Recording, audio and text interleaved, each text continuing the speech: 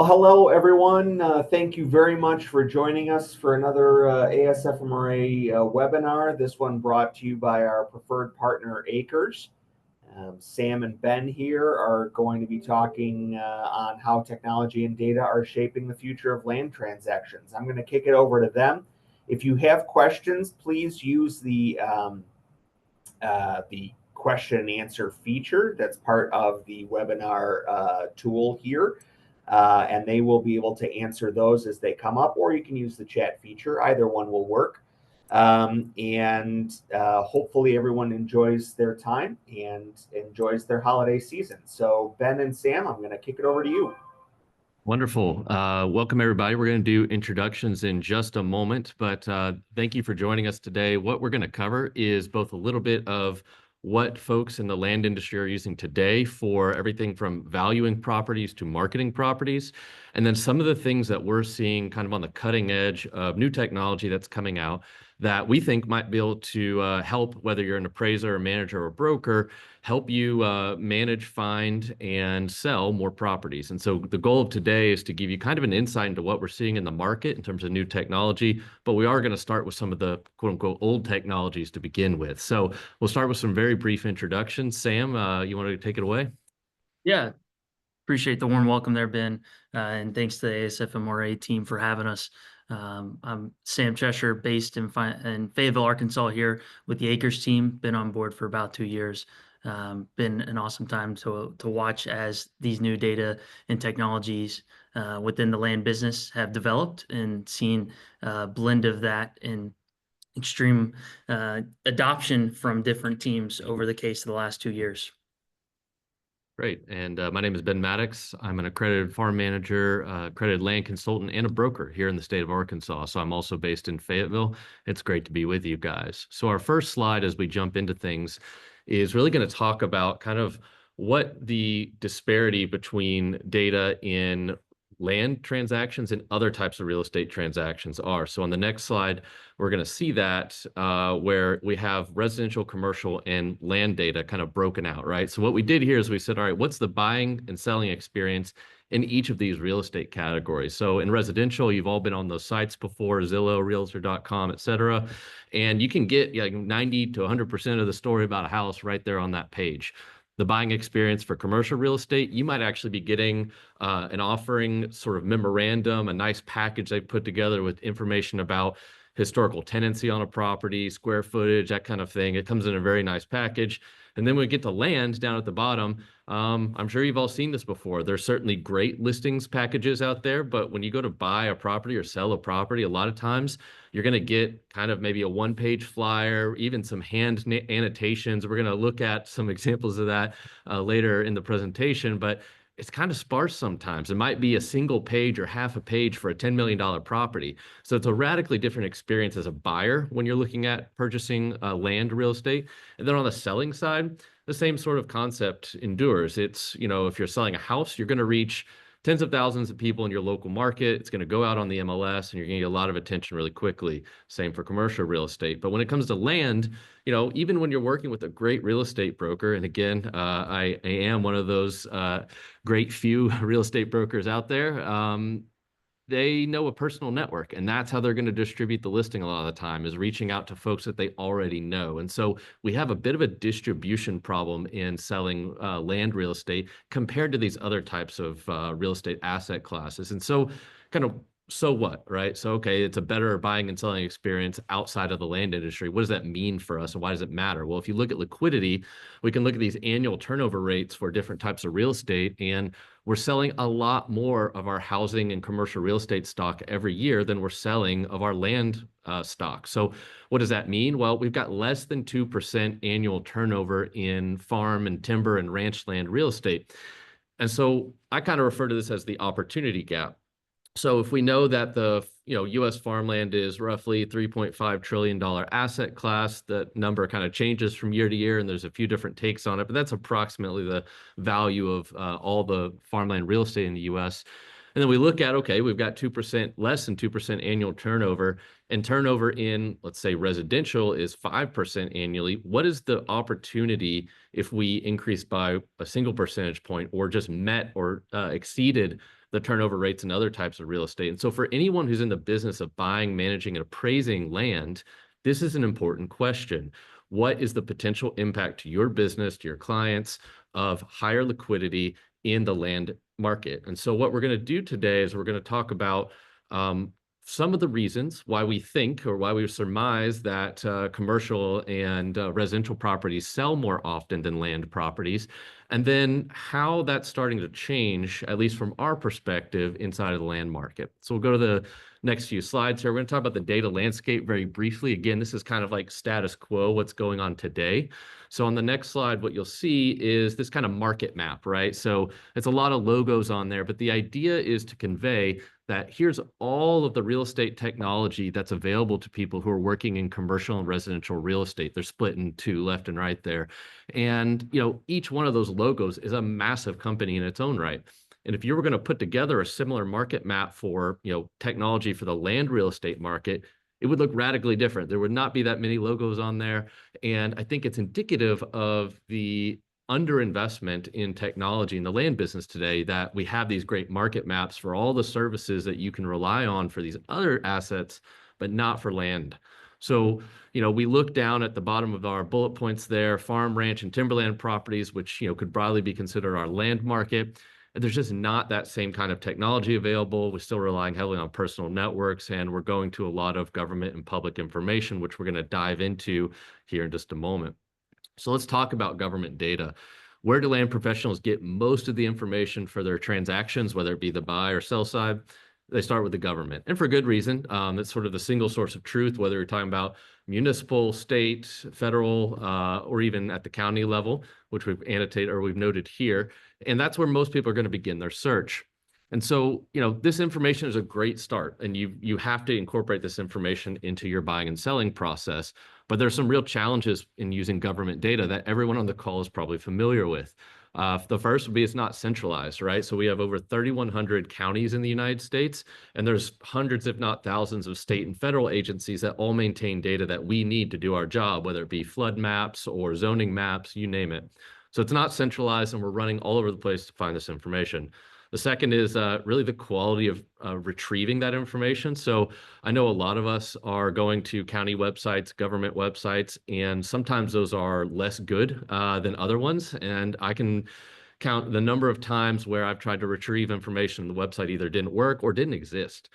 The third would be cost, right? So a lot of times you're paying to pull individual records. And then finally, no digitization. So I live here in Arkansas, I work in Arkansas, and plenty of people still go physically to the county courthouse to get information. I know that's true in other states. And so we are still in 2024 going down to the courthouse to retrieve records that should be digitized otherwise. So I have this little CD, this picture on the right-hand side here is one of my favorite stories, is that we were trying to get information from a county, and they said, sure, we'll send you that information. And they mailed us a CD-ROM. And the reason I took a picture of this is that we don't have CD-ROM readers on our computers anymore. We had to go to Best Buy and purchase one just to use this information. And so, it's kind of tongue in cheek, but, free government data is not always free. It comes at a cost, and that's the friction to use that information and to find that information in the first place. And so, if all that wasn't hard enough, we still have the concept of non-disclosure states, which is on our next slide. I'm not going to spend it. Go ahead. That a good note on the free isn't always free. You just mentioned it. Sometimes the time to go get that. I had a broker last week, or appraiser, excuse me, in Missouri, tell me that he started adding up the time and the gas money it took to go around to those counties to collect that data. And then he realized how much money he was really spending on the so-called free data that he was going to pick up. Right. Free isn't always free. And so, in our non-disclosure states, we won't spend a ton of time here. I think most of us are familiar with them, but the stat that most people don't realize is that over 1/3 of U.S. states restrict access to property information in one way or the other. Some are more strict than others. If you work in Wyoming, I'm sorry, that's a particularly difficult state. And then others are kind of more of a hybrid approach, like Arkansas is a sort of disclosure state, sort of not. So you get this patchwork of rules, but what it means ultimately is that we have a hard time finding information in over 1/3 of the United States when we're trying to buy and sell land properties. So let's go to the next slide. We talked about government sources. So what are other sources today that people are using, kind of the status quo, to build their listings, so research properties? And that's personal networks. And the classic answer is, well, I know a guy, right? And there's nothing wrong with that. I think our industry thrives on those deep and long-standing personal relationships, and I think it can certainly be good for a client to have a deep personal network. But just like county data, this sort of reliance on personal information or direct networks alone, it comes at a cost. And so, when you're looking, the most common thing I hear is when I'm looking to do a project that might be slightly out of my home territory. So maybe I'm moving to a new part of the state that I haven't worked in before. That sort of personal direct network runs thin really quickly. And it's hard to find information when you're trying to grow your business into a new area. And so, talk to people all the time that say, I get comparable sales from my favorite appraisers, but I run into trouble when I go work in a new area. And I hear that all the time. And so, that sort of personal network thing works great until it doesn't. And I put these pictures over here on the right, again, not to single anyone out, but it's a good example of how information is traded today. It's handwritten notes, it's cell phone pictures. I think I even got like a MapQuest map a couple months back, right? And so people are still using some pretty old school ways to transmit and share information about properties, even though, we're here in the year 2024. So our goal today is not to sort of pick on the status quo. It's just really to highlight how things are kind of getting done today. And then in our next few slides, talk about, all right, what could the future look like and what kind of information is available to land professionals today beyond these sources we've talked about. So Yeah. Go ahead. Ask a quick question. How do you think this impacts young guys today that are trying to grow their business in maybe a new state than they've been operating in for the past 5 years? Well, I certainly see at least the younger folks in the brokerage, appraisal, management side, they're kind of what we call digitally native. So maybe they don't have as much trouble finding some of this information. But I would say we have a huge age problem in the land business, and that is we don't have enough young people coming into the industry. And you can talk to any appraiser and they'll tell you the same thing. They're having a hard time recruiting enough people. And part of that is just sort of how long it takes to become something like an appraiser, even a broker in some cases. But part of the issue also is just if you don't have access to that personal network, you're going to have a really hard time starting and getting your business off the ground. And so hopefully some of the things we're going to talk about today are helpful in that endeavor of, hey, I want to get started from scratch. How do I start a profession in the land industry? So on this slide, before we jump into it, we've covered a few key topics, right? So it's worth recapping those. Number one, land has a much lower turnover rate than other types of real estate. And so increasing the number of those sales or that annual turnover creates opportunity and liquidity. And for everyone in the land business, liquidity and opportunity should be something we care about. Number two, commercial and residential real estate transactions utilize way more technology and data than land transactions do. And then number three, those of us working in the land business are at a disadvantage when it comes to finding and presenting data about our properties. So let's spend the next 4 or 5 slides talking about how do we overcome that disadvantage and what are we seeing that's kind of new in the market, even as the last 12 months, and then looking into the future. So the next slide is really probably the hottest topic, at least, that you've heard probably the most about, is the least understood: artificial intelligence. And so the good news is that artificial intelligence is not coming for all of our jobs. I have complete confidence that we are not going to be put out of work by the computers. The even better news is that artificial intelligence has a number of really practical applications that can save you and your team a lot of time. So I've tried to document a few of those that I've seen in use already. So what are a couple of them? First, we're actually seeing artificial intelligence used to map legal deeds, right? So for anyone who's gone in and done a meets and bounds legal description, this is really time intensive. Nobody likes doing it. I know a lot of appraisers spend a decent amount of time doing this, and you can actually use AI to map the boundaries and the calls for your property. So that's one use. These other 2 uses below that kind of relate to this idea of large language models and generative AI, which is you might be able to write a property description using AI. I know a lot of brokers who are fantastic at their job, but they're not poets, right? They're not the world's best writer. And so you can actually use this to save a ton of time to write your property descriptions. And then finally, you can actually search property descriptions using these large language models. So if I want to go look for every property that's been listed for sale that has a certain type of center pivot irrigation system on it, I can actually build a tool that will go find that and search all of that descriptive data to do it. And then I've got a bullet here about automated valuations. We're going to come back to that on the land valuation slide. So let's just put a pin in it. We'll come back to land valuations, but just know that some people are using AI in their land valuations. All right, so here we are. We're already there. So land valuations. It's important to note that nobody in the industry, as far as I know, is talking about discussing or replacing a full USPAP compliant appraisal with technology. I think manual appraisals are here to stay. They're not, they're not at risk by any of this new technology. But what we are seeing is the use of valuation tools for valuing collateral on smaller loans, certainly. But we're also seeing it being used to speed up traditional appraisals. So kind of as a tool to speed up the compliant USPAP compliant appraisal. And there are programs now, for a long time that'll give you monthly sales data. Sometimes it's a little bit more data than that. But what I want to highlight on this slide is that there's programs now that will give you weekly, if not daily, sales results, right? So if you're trying to track auctions in a certain area, you don't have to wait for that information to come across in 2, 3, 4 months. You can actually get real-time notifications on, hey, a property sold at auction today. Here's what it sold for lots 1, 2, 3, and 4. So that's pretty cool. We're getting real-time information now that allows us to, if we're going to value a property, have the latest information. But you can also sort and filter data now, right? So as we bundle all this information into bigger databases, you can actually go in and ask the system for sales data that's sorted by crop type, water district, with the existence of improvements or not. So these are huge time savers that will allow you to basically take millions of potential sales results and filter it down really quickly. And then finally, the topic of automated valuations. So on automated valuations, we've seen these used in maybe 1 or 2 Midwestern states with some accuracy. I think there is the ability to, if you take 40 acres of corn and soybeans in central Iowa, you could probably put together a decent AVM or automated valuation model using that kind of information. But where we've seen these run into trouble and where statistical reviews of these models and their accuracy has been called into question is kind of outside of that Midwestern area. So you start getting into irrigated ground, certainly farmland on the West Coast where you have everything from pistachios right next to alfalfa ground. This is where those automated valuation models really struggle.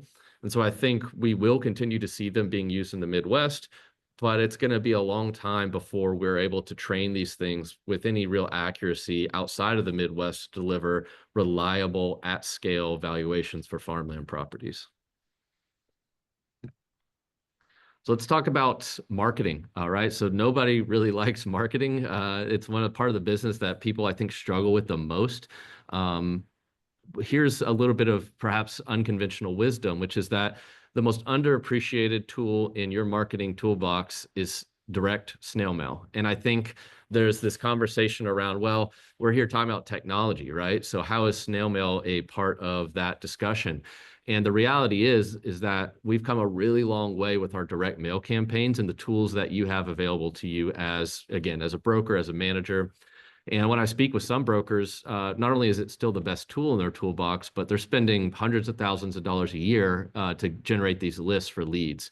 And so what is different? What do we not know about snail mail that we need to know? And I think the one item that I'd really want you to take away from this is, it's no longer a needle in a haystack exercise, right? So I think traditional direct mail has been, well, I'm going to send a letter to everyone in the county, right? So, okay, I'm going to send this big blanket letter out and try and generate business, find a buyer for my property, that kind of thing.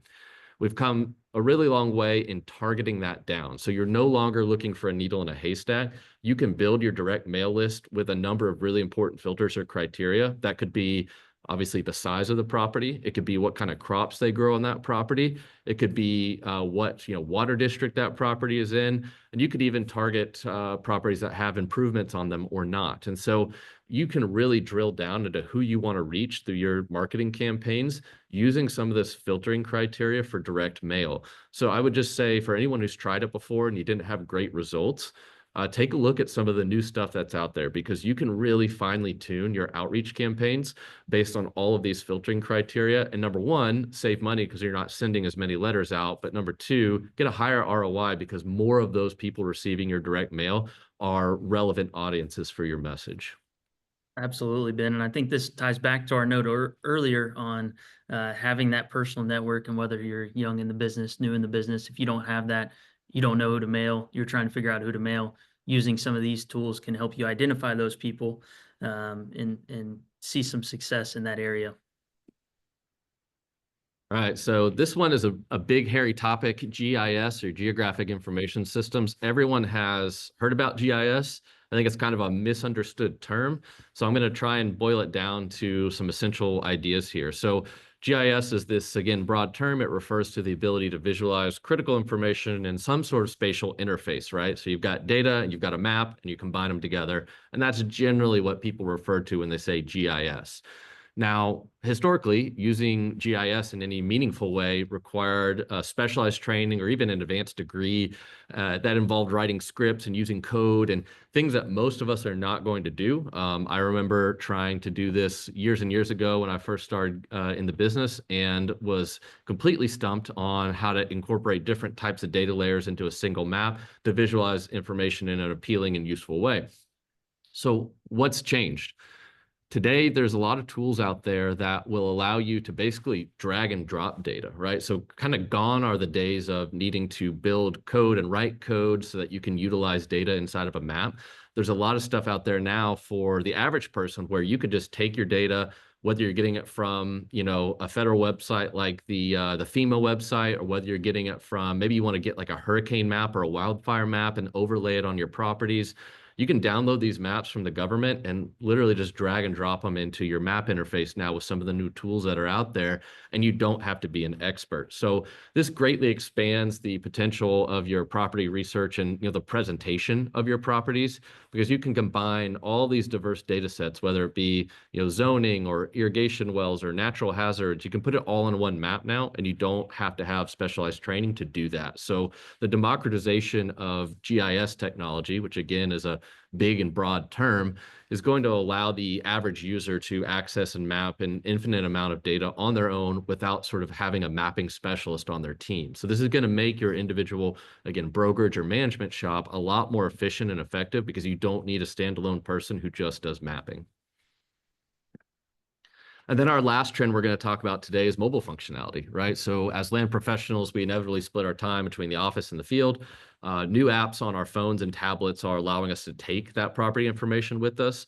So it's not just having the parcel and plat map or the soil map with us in the field. It's also, improving that experience, either if we're out doing a site visit with a client or if we're building a listing for a client. So two examples of that I would give is that these new apps will allow you to take photos in geotag information to a point of interest. So if you're out doing a property site visit, you see either a highlight area or maybe a problem area, and you want to take a picture of it and remember where it's at, you just pull out your iPhone or your Android device, take a photo, and it will geotag using the lat long coordinate. And when you go back to your office, you can say, that's the exact spot where I saw that issue or that highlight of the property. And so you don't have to always write things down or remember it from memory. The second thing is this concept of breadcrumbs or breadcrumb trails, which is that if you're out doing a walking tour of a property, particularly when you see this out in the Mountain West where folks are going on these large ranches, you can actually record your path as you go across the property, and you can upload that as a map with those geotag photos. And it gives the client a sense that,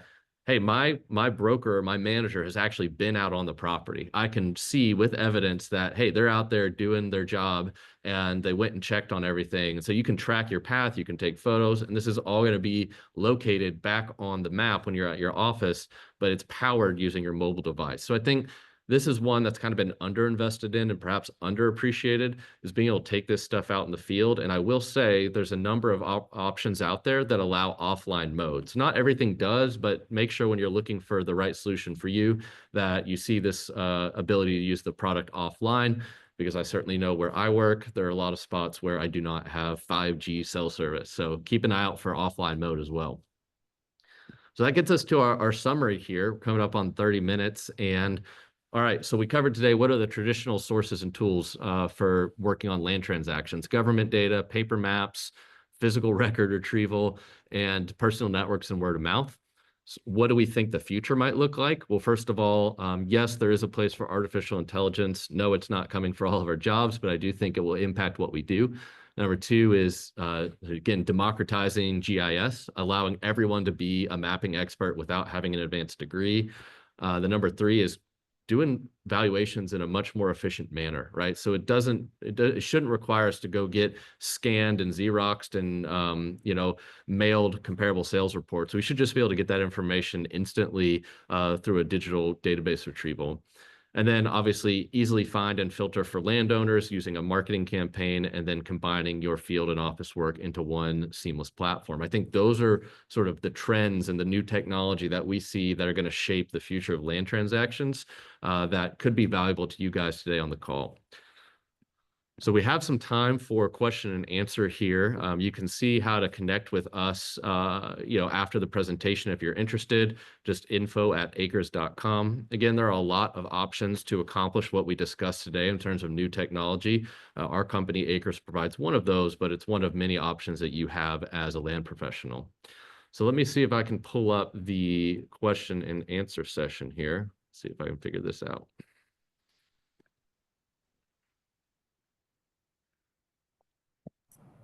And a reminder to everyone, if you do want to ask questions, to use the Q&A feature at the bottom of your screen. You should be able to ask questions in there, or you can use the chat function as well to be able to ask questions of Ben and Sam.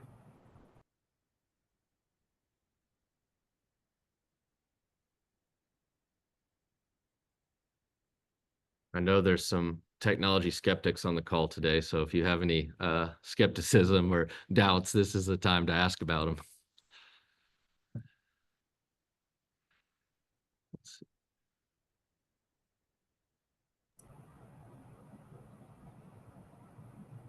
I'll kind of precede the conversation maybe with one idea that I thought we might get as a question, but haven't received it yet, which is I talked about using artificial intelligence for mapping deeds. And I'll just say as a very important caveat, I've tested some of this work and used it a little bit, and it works really, really well in the public land survey states. So, everything generally west of the Mississippi. When you get into the, original 13 colonies that aren't really using the PLSS system, it does struggle a little bit. So keep that in mind. It makes sense, right? The PLSS system is much more formulaic in its property description, and so a computer has an easier time reading that data. But we do see the technology today, again, it's early, but struggle to read those more complex descriptions that you're going to see in the Carolinas and points farther north on the eastern shore. So I thought that was pretty interesting. I'm sure we'll figure it out, or the technologists will figure it out in time, but it does struggle in some of those non-PLSS states. There's a question. One person asks, I'd like to see collaborative movement with the DOTs, I assume Department of Transportations and other stakeholders towards universal appraisal forums. That's an interesting idea. And I think, we didn't talk about appraisal technology on this call. We talked about obviously finding comparable sales and how do I build a database of comparable sales. But I do think there's probably opportunity to streamline some of the appraisal forms. As I talk to folks, again, I'm not a licensed appraiser, but I see various levels. Okay, you've got a full appraisal up here, and then you've got sort of a desktop valuation that's not USPAP compliant, and then below that you might have like an AVM or an automated value for a property. And I think maybe putting some more like a better framework around that, really identifying what are the universal forms for each one of those types, I think could be really useful. So I like that idea. I have not worked on an appraisal for a DOT, so I don't know the pain. I don't share the pain, but I can imagine it's quite aggravating to get these different forms for every single appraisal you need to do. So another question. Go ahead. Well, we got another question. Does Acres have functionality that allows exporting of data to spreadsheets? For example, I map sales, but I also want them to be in a table format. Yeah, so that's a good question. I think when you're evaluating any software, any platform, it's probably two questions you should ask, because they're kind of the same, two sides of the same coin. Can I get data in and can I get data out, right? And so I'll speak our book, right, which is our product Acres. We try to be data neutral. And by that, I mean, yes, we're going to originate and provide data to you as the user, but you can bring information in and you can export it out. So in your specific question about our product, yes, you can take data, export it to Excel, export it to PDF, or export it to a KML format. You can even export certain data to a shapefile format if you want. So for anyone who's looking for kind of the interchangeability of bringing information out and getting it back out through an export function, we do support that. But it's a great question. You know, you never want your information to be kind of locked into something where you can't get it back out.